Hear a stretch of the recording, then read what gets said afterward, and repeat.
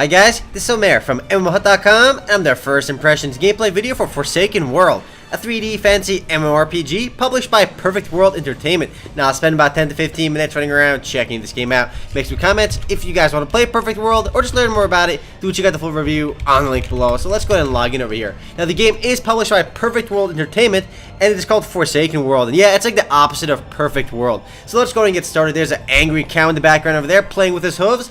And let's go ahead and create our account. A character over here, not our account. And there's numerous servers in the game divided to PvE and PvP servers. And I love how the character creation screen makes your characters look awesome with the glowing swords. But when you start the game, you won't have any of that good looking stuff right there. You'll start with like basically nothing. And you can see how the character animations do look, and they do look really nice. So our playable races include human, elf, dwarf, stoneman, and kindred. And I should mention, this is a high budget title from Perfect World Entertainment, one of their new flagship titles, and it released officially on March 9th, 2011 into open beta.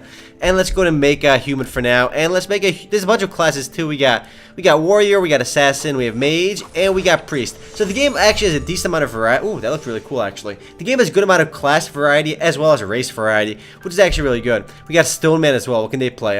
Stoneman must be male as always, and they can be a stoneman protector, their own specific race. So let's go play as a human for now. I know I did play the closed beta for a while, and I played as a kindred over there, and they were really cool. They're like vampire people. But let's go ahead and make a male warrior for now, human warrior, and I have like the least micro, which I guess makes myself pretty easy to play. And let's click next over there. Yep, there's my awesome gear already gone. And you got a little your character creation screen over here, which although not as in depth as Perfect World's character creation screen, is definitely pretty in depth. I mean, you got a lot of stuff to play with over here, make your character look pretty distinct. We get some cool like facial tattoos over there, like that one. This one looks kind of lame. You got like metal on your face. We got let's see, my skin colors. I'm not digging that pink hair. Let's go make it like blue or something. There you go. And let's just run with that for now and click next. There's a randomize button as well. But let's get into the game for now. My birthday is gonna be, that's what my actual birthday, 10/06. Actually, it is 06/10 because I got the day and the month reversed over there, and it is whatever, I'll go with 10/06. There you go. My name will be Remote if it's available, though I suspect somebody's gonna take it. Some a-hole took my name already. There you go. Always happens.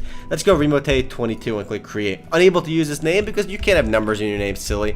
Let's go Remotean over there, which is definitely available. And you got a bunch of different realms as well, which divides the player base into different realms to lower the player congestion, because you don't want a million people on the screen at once, which creates a ton of lag. Let's go play on realm number 2 over there and click start. Common and good. I'm not sure which is busier, common or good. When you're overcrowded by players, hold shift plus left click to select an NPC blocked by congregation of others. So when there's too many players on the screen, you can still select NPCs that way. So I've actually been excited about this game because this is a game that Perfect World has been hyping for quite a while, and it's a game that went through so many phases of closed beta. It's one of those games that took forever to release since it was first announced. So the game is finally available as of March 9th, 2011. It was actually originally scheduled to release on like later on March, but they pushed it earlier to March 9th, which is actually really good. So as the goddess of destiny plays her instrument, all of Aurora County is veiled in a mist of uncertainty when it finally settles. However, the bard songs about Lord Porter, who I have no idea who he is. Awesome, we got a chick grabbing her right boob over there on this Welcome to Forsaken World screen. Excellent introduction to the game from the Forsaken World staff. All right, let's click done over there. Not sure why she's grasping that. Let's go talk to Lady Vestry over here. And the first thing I can point out is the gameplay is moved with WSAND. And I did do a video for this game back in its closed beta, but it's been such a long time since the closed beta. I mean, so much has changed. That guy's got an awesome name over there, named Troll. I wish I had that name. Alright, let's go talk to Lady Vestry over here. And graphically speaking, the game I think looks really nice. I mean, it looks really top notch. We can talk to the Shattered Heaven, wake up over here. And the area of the game I'm in right now, click M to see my map over here, is actually a tutorial area of the game. Basically, all other humans basically start in this area, and once we complete all the quests available over here, we simply move on to like a bigger town where we see all the other races. So it's a good place to learn the game's basics, and I think the game did a good job putting this area into the game. So the Shattered Haven, let's go ahead and complete this quest. What happened, guys? What happened? Let's go talk to Adam. Unable to auto wrap for now. Let's close this up for now and click see you first. We can click the zodiac symbol to pray over there, which gives us some free gear. Nothing wrong with free gear, and you can do it every once in a while. So let's see, bring up our quest menu. We gotta talk to Adam, and let's click on his name. And the game has a nice auto routing system. I think the first MMORPG, well, the first free-to-play MMORPG, which I noticed had this kind of auto move system. A lot of games have it now, and I think it makes a lot of sense because you don't want to spend time looking for every specific NPC. That's not supposed to be the fun part of the game. So let's go talk to you over here and complete that quest. The first game I saw that had it, I think, was EU Demons Online from TQ Digital. Though I suspect it's obviously not the first. The guy's got a cool name too, Quad. Kind of wish I had the name Remo. I got Remo Tayin, which I'll probably make a cooler name later. Thank you for telling me, and let's keep moving on. So these early on quests will take a while to complete. I gotta go to Warrior Ardor 1 over there. And we can click Wooden Box, and I'm going to run to it automatically. And again, all the races have their own starting area, so that shows how much, I guess, how much time Perfect World really spent into making this game, I guess, pretty in-depth, because each of the areas look distinctly different too. And the music in the game is well worth mentioning too. It's actually pretty nice. Let's go talk to the, not talk to, I'm going to go rub my hands on the Tome of Knight's History, which is like the universal symbol for like interacting since World of Warcraft did it. So it takes 1 energy to pick up, guys. Not sure why it takes so much energy, but let's go talk to Lady Vestry over there to complete my quest. Awesome. So early on, you're going to spend a lot of time running back and forth, which I guess it kind of introduces you to the game's story and get a feel for the world and movement and stuff like that. I'll eventually start fighting things too. Don't worry, Lady Vestry, he'll be alright. And I should mention too, the actual English translations for Forsaken World are quite good, but then that shouldn't be too surprising if you've played Perfect World, Jade Dynasty, or other Perfect World games, because Perfect World has their own like localization team, which actually do a pretty good job of localizing the games. And it's also worth mentioning that the same company that publishes the game is the same company who actually developed it. And it's not always the same, because when you look at Area Games, OG Planet, those companies don't actually make the games, they actually just publish them. And there's a developer in Korea or China which makes the game themselves, so they're like a middleman between it. But the company Perfect World makes their own game, so they can, I think it helps them because they can kind of interact with their players better and easily implement, what their players want.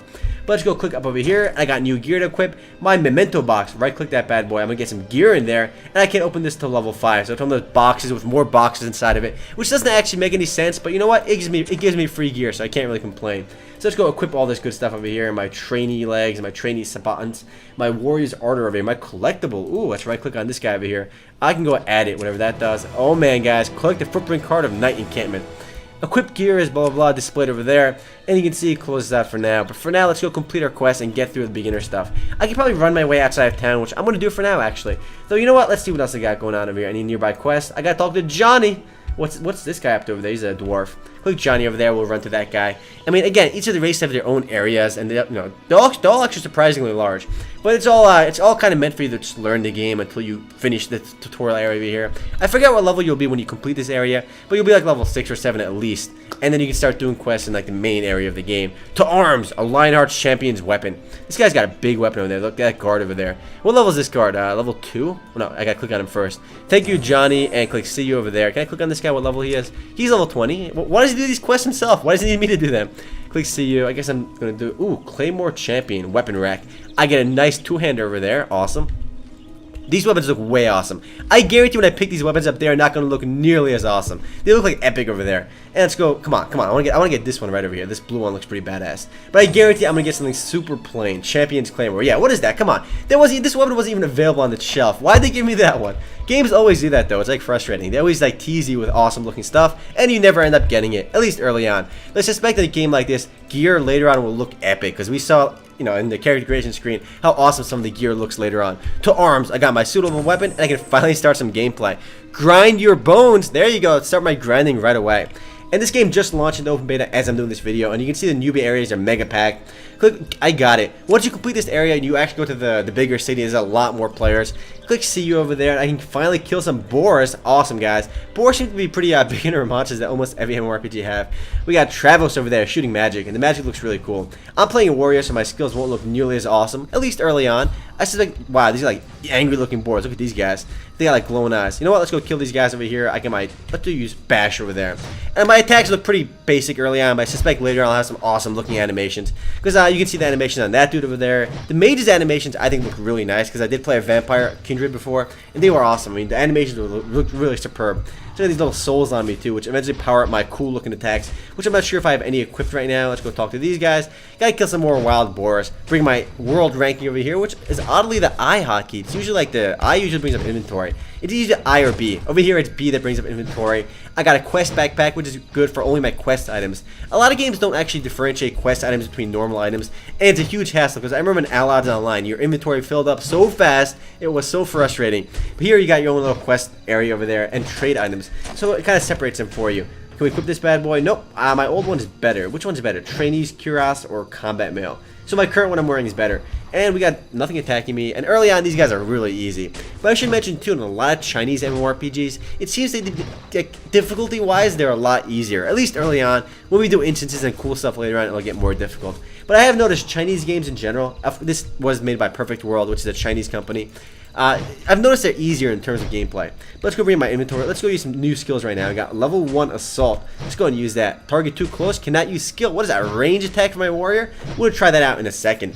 And gameplay wise, it's very similar to other MMORPGs. But I think where Forsaken World kind of stands apart is its polish. It's got really nice music, unique music. Each of the different areas have their own music too. And whoa, what's a good charge move? Pretty simple. I mean, nowadays every MMORPG has some sort of charge move. This move hits a lot harder, so we're going to keep spamming bash over there. And I'm sure I'll get more talent points later on with my primary skills over here. Basic job skills, talent tree. Oh, I got to be level 20 to see my talent trees. So yeah, early on you don't have much control over how your character progresses too much. But the game's max level is around 60. I remember when the game actually launched into closed beta though, the max level was a lot lower. So since the game first began its closed beta, they added a lot of content to the game. I mean, the game, again, went through like 4 rounds of closed beta testing. And the reason I didn't play Forsaken World too much during beta is because after every round of closed beta testing, every single one, there was a character wipe. So there's really no point of playing when your character's going to get wiped. But now that the game is finally officially released, it's been a while guys, but it's officially released, there will be no more character wipes, so you don't have to worry about that. And what I've noticed is pretty funny that you actually start with a lot of HP. In most games, you don't start with like 2,500 HP. So the HP numbers here are a bit weird. I mean, even at Perfect World, I don't think you start with that much HP. It's a bit weird though. Most games start with like 100 or like 150. And that's why the numbers get really big over here. And you start by hitting it for a lot of damage too.